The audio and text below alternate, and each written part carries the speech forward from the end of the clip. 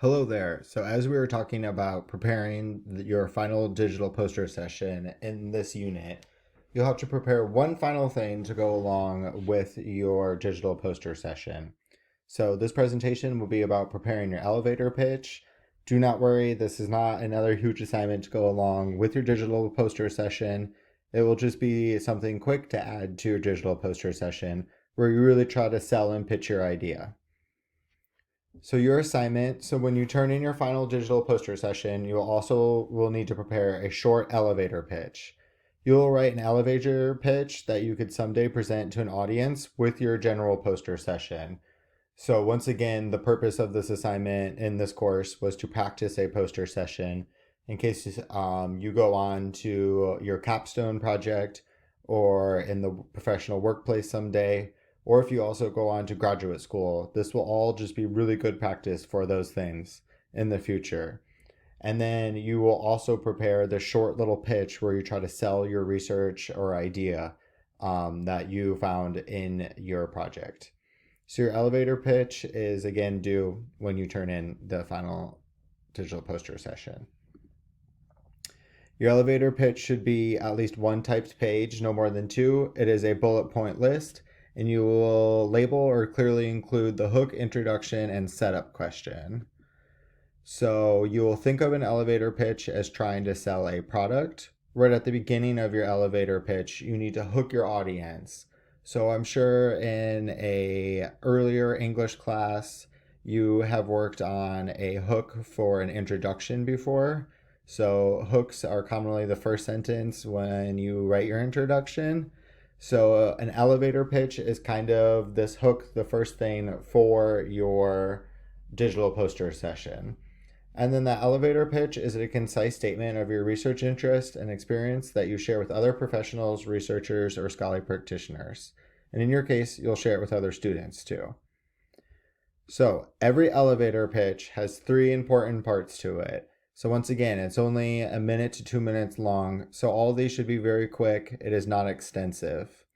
So there are three parts to an elevator pitch. So there's the hook, where you capture your audience's attention. There's an introduction where you'll introduce yourself and your topic.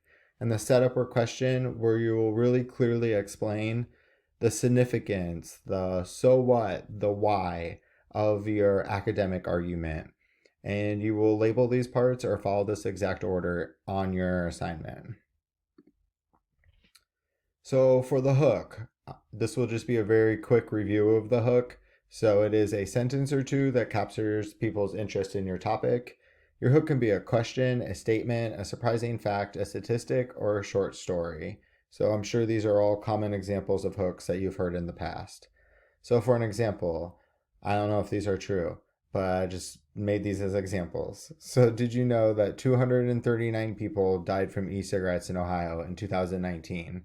Or Lake Michigan has 43 different bacteria that can make all humans ill. Maybe your example hook will be a little bit more positive. Mine are kind of negative. But just really try to find something where your audience instantly gets drawn into your topic or issue.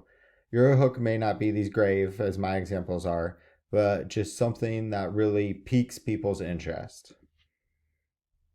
So for the introduction, it is very simple. So you'll just introduce yourself and your topic. And then to introduce yourself, you could just say like your name, your major, your career interest, and why you research this topic. And then an introduction to your topic. So what did your research reveal? And then again, why, so what are your findings important? So I have a little example introduction that I wrote real quick just to read to you. So hi, my name is Jimmy and I attend Lord's University and I'm a nursing major. I would like to become a nurse someday because I currently work in a hospital in an administrative role. I researched about how certain types of food can prevent dementia. I'm interested in this topic because I witnessed this in my family when I was younger. I found that certain types of veggies, such as spinach and kale, can help with memory.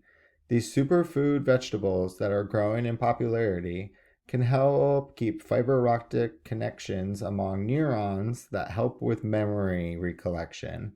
I think this topic is important because people can take the proper steps to prevent dementia and work on building short and long-term memory. I believe that certain unhealthy diets may be linked to dementia. I would like to explore and test this hypothesis someday in the future. So again, this little example is only maybe 30 seconds.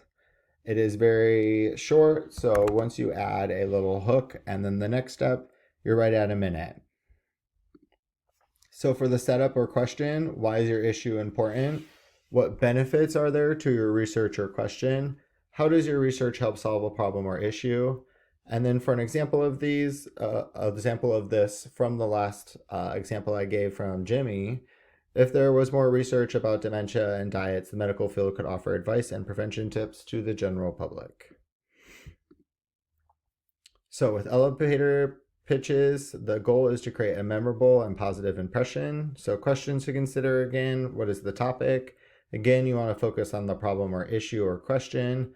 And then one thing I really want to see in the little draft that you'll turn in of your elevator pitch is the why. And some tips is to avoid jargon, use action verbs, so describe the movement of your work or action.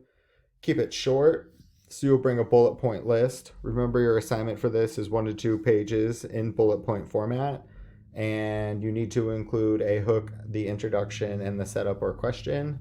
And your pitch should only be 1 to 2 minutes long. So this is not meant to be another big stressful assignment.